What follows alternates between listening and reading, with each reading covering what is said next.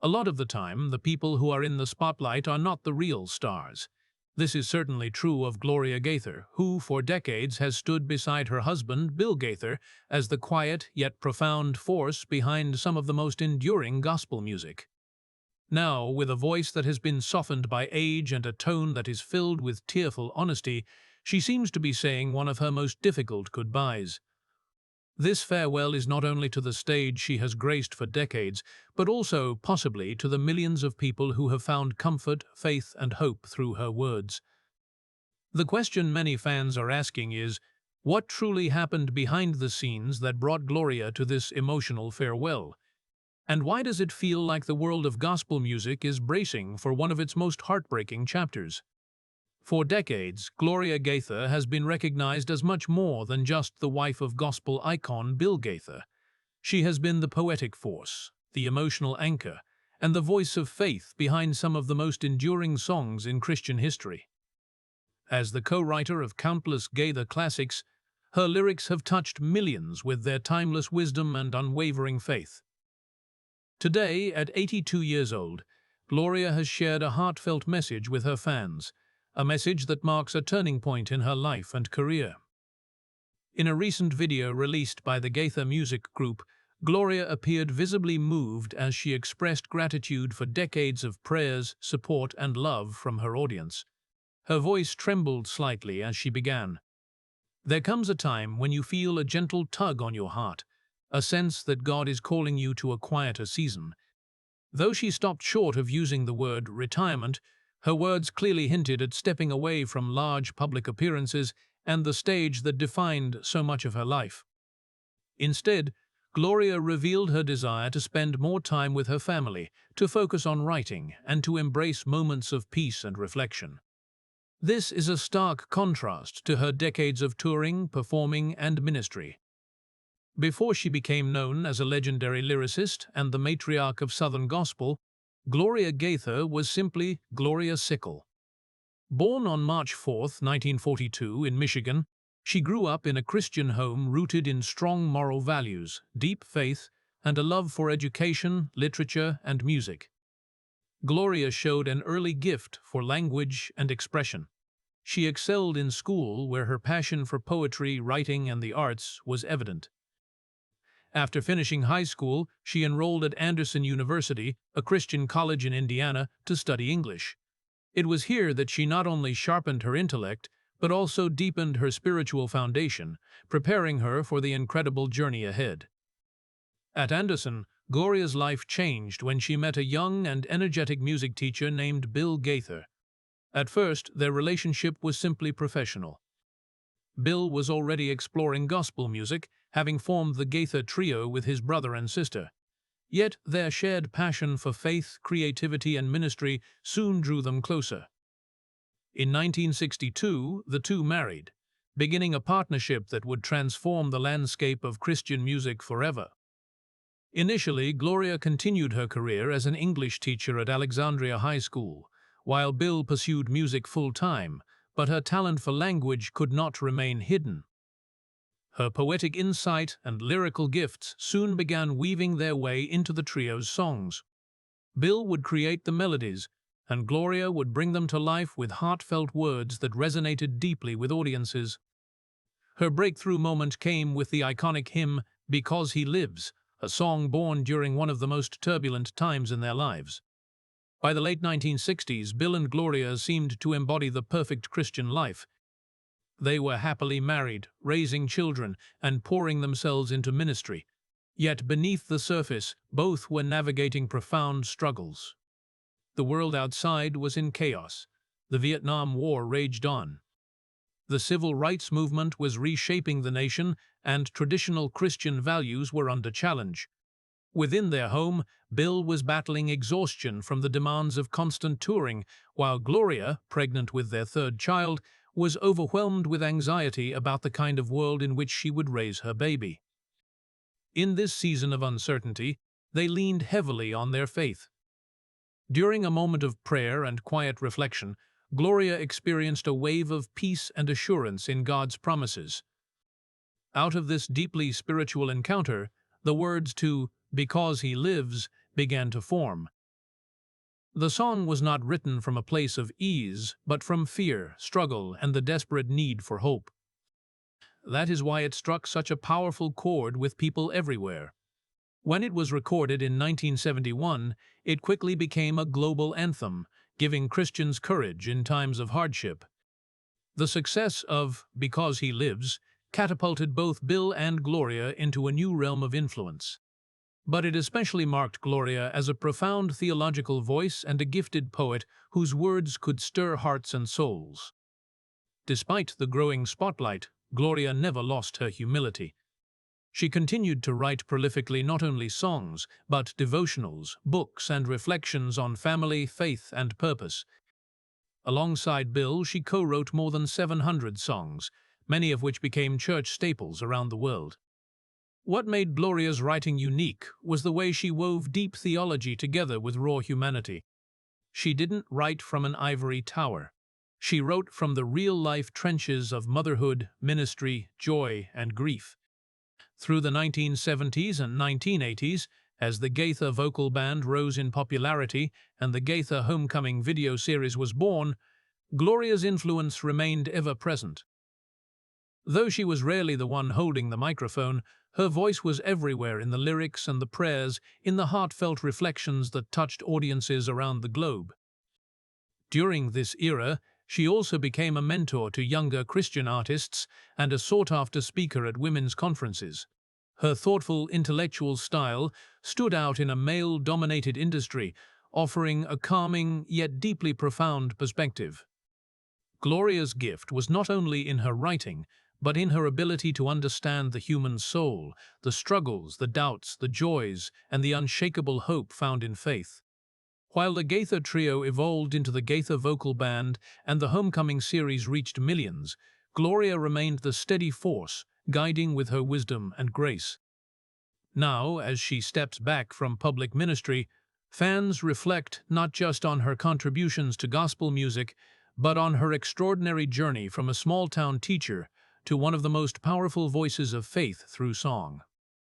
By the time the 1970s and 1980s unfolded, Gloria Gaither had solidified her place as a quiet yet revolutionary figure in gospel music. Bill may have stood at center stage, but Gloria was the current beneath it all, the unseen yet unshakable force shaping their spiritual and creative legacy. Their music was never just about entertainment. It was a ministry, and Gloria's lyrics elevated it with a depth and literary elegance that was rare in the genre. In a field often saturated with repetition, Gloria's words stood apart. They were rich with imagery, theological wisdom, and emotional truth. She had a unique gift for turning the grand mysteries of God into intimate lines that could be sung by everyday believers walking through grief, joy, doubt, and faith.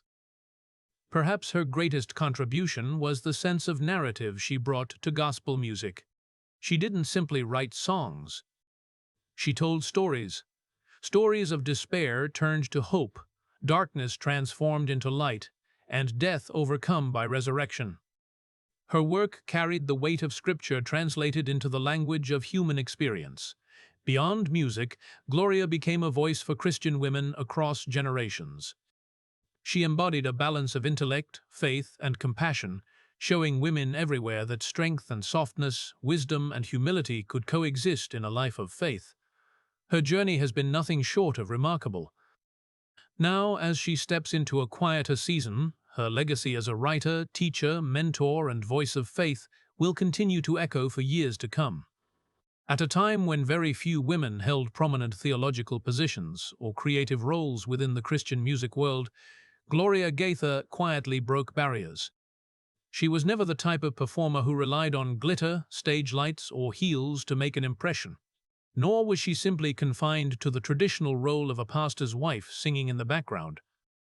Instead, Gloria stood out as an intellectual, a mother, a thinker, and a spiritual guide. All of these identities wrapped together in one extraordinary woman. Her gifts went far beyond the stage. She authored dozens of devotionals, journals, and reflective essays that explored the intersections of faith, culture, identity, and family. These writings were not just words on paper, They became lifelines for women who were navigating the challenges of motherhood, the demands of ministry, and the silent burdens of everyday life. Gloria wrote honestly about struggles. She did not pretend to have every answer, but she knew how to point people toward the one who did. Her legacy stretched far beyond her songs and writings. Gloria made a significant investment in the next generation, pouring herself into education and discipleship alongside her husband. She co-founded the Gaither Family Resources Center and the Gaither Homecoming Bible, both of which became tools for spiritual growth and learning. Through her mentorship and her public platform, she opened doors for younger gospel artists, especially for women who admired her not just as a songwriter, but also as a role model who proved that substance mattered more than image. In a world that increasingly glorified celebrity culture, Gloria remained grounded and focused on faithfulness. She once reflected, "We never set out to be stars. We set out to be faithful." That commitment has made all the difference. Behind every lyric Gloria Gaither ever wrote was a deeply lived life. She was never flashy, nor did she crave attention. Yet anyone who spent even a brief moment in her presence could feel the quiet gravity of her soul. Her faith was never performative. It was lived, practiced, tested, and refined in the furnace of real life. Perhaps Gloria's greatest ministry was not found on stage, but in the way she showed up in everyday moments. Friends describe her as a careful listener, a thoughtful and discerning presence. She did not rush to fill silence with noise, but instead filled it with peace. In meetings, she was the one who asked the deeper questions. In a crisis, she was the one who brought calm. As a wife, Gloria was fiercely loyal. She and Bill Gaither navigated over 60 years of marriage, walking together not only as partners in music, but as true soulmates. Their relationship, like all, was not without challenges. Raising 3 children while traveling on the road, managing a large ministry, and carrying the weight of public expectations placed great demands on them. Yet through it all, Gloria remained a grounding force, steady and unwavering. As a mother, she was intentional and nurturing. Her children recall how she was always present even when her schedule overflowed. She often wrote songs late at night only after her children had gone to sleep. She took long walks, engaged in meaningful conversations, and taught her children lessons not only about Jesus, but also about compassion, honesty, and responsibility. As a friend, Gloria was loyal and wise, mentoring not only artists, but also writers, pastors, and thinkers. Many have credited her with shaping their understanding of Christian vocation. She had a rare gift for recognizing the talents of others and calling those gifts out with love. As a woman of faith, Gloria Gaither stood as a bridge between tradition and the future. She deeply respected the old hymns of the church, yet she was never afraid to ask hard questions. She held tightly to biblical truth, but also made space for complexity and nuance. Her faith was strong enough to carry such tension. Her life became a testimony of what it truly means to live well, not just publicly, but privately too. She showed that true success in ministry is not measured by fame, but by faithfulness. She demonstrated that a song is only as powerful as the life lived behind it, and that the greatest form of greatness is found in being a servant. Even as she now steps back from public life, Gloria leaves behind far more than a catalogue of beloved hymns. She leaves a legacy filled with wisdom, grace, and resilience. Her songs will continue to be sung in churches, at funerals, in hospital rooms, and at family gatherings for generations to come. But even more powerful than her music is her example, which continues to inspire men and women to live lives of meaning, humility, and unshakable faith. In moments like this, it feels fitting to let her own lyrics echo as a farewell. God sent his Son. They called him Jesus. He came to love, heal, and forgive. He lived and died. Though the world knows Gloria Gaither for her poetic lyrics and spiritual depth, those closest to her know that her first and most important ministry was always her family. Behind every concert, every book, and every song, there was a home, one filled with laughter, conversations, music, and faith. Together, Gloria and Bill raised 3 children, Suzanne, Amy, and Benjamin. Each has been touched by their parents' ministry, but in their own way. Each has been shaped by Gloria's steady hand and nurturing heart. Suzanne Gaither Jennings, the eldest, has long worked alongside her parents, helping to manage Gaither family resources and even co-writing several songs with her mother, including some beloved homecoming favorites. More than just a collaborator, Suzanne has carried the Gaither vision forward, blending business knowledge with a deep respect for their spiritual and musical legacy. Amy Gaither Hayes, the middle child, followed a creative path of her own as a poet, actress, and teacher. She inherited her mother's love for words and literature, often reflecting on how her upbringing was intellectually rich. Dinner conversations in the Gaither household were not casual. They were theological, artistic, and full of curiosity. Amy once said, "Mom didn't just want us to be good Christians. She wanted us to be thinkers, to ask questions, to know why we believed what we believed." Benjamin, the youngest, followed in his father's musical footsteps. As a producer and songwriter, he co-founded Liveborn Media and has worked closely with his parents on many homecoming projects. My music leans more contemporary, but its foundation is still rooted in truth, family, and faith. All 3 children remember their mother not just as a parent, but as a role model. They recall her patience during the chaos of touring years, her writing sessions late at night, and her habit of turning everyday moments into spiritual lessons. Their family vacations were never extravagant, but they were sacred. Time together was always protected. No matter how heavy ministry demands became, Gloria never allowed her family to feel like second place. Recently, as Gloria has expressed her desire to slow down, the Gaither family has responded with gratitude and tenderness. They have always known her as the strong and steady presence, holding things together during the storms of ministry life. Now, as she steps back from the spotlight, her children and grandchildren are rallying around her, honoring her wish for a quieter season. Her legacy, however, does not end here. It simply evolves. Through books, re-released music, and preserved writings, her wisdom will continue to reach hearts in new ways. Bill Gaither, in a recent interview, spoke of his wife's decision with both admiration and love. Gloria has given so much over 60 years. She's poured herself into the church, into our family, and into the world through her words. I think it's time she rests in peace, holds her grandkids, walks in the garden, and listens instead of always speaking.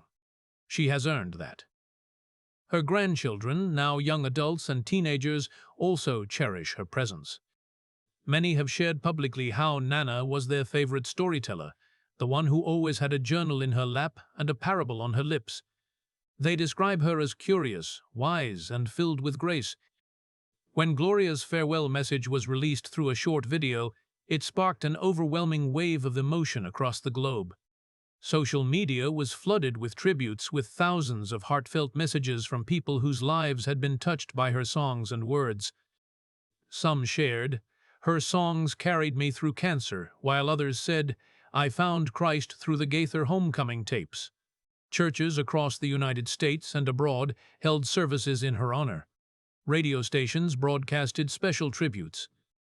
Fans created compilation videos sharing how her songs transformed their lives. What stood out most was the deeply personal nature of the responses. Gloria never sought stardom, but her authenticity made people feel like they truly knew her. It was the writer who put their heartache into words, the voice who reminded them that God was still in control, and the one who showed that faith doesn't need to be flashy in order to be real. Even now, her hymns echo daily in nursing homes, prisons, churches, and family living rooms. Her words are framed in sheet music, replayed on worn-out CDs, and remembered in the hearts of those she touched. As fans and family say goodbye not to her life but to her public presence, they breathe a collective sigh of gratitude. Gloria Gaither has not declared this the end. She has only said it is time to listen more than speak, and to rest more than strive. In that choice, she continues to teach by example. And so, as the spotlight dims, the legacy of Gloria Gaither shines ever brighter, a legacy not written in fame or lights, but in lyrics and in lives forever changed.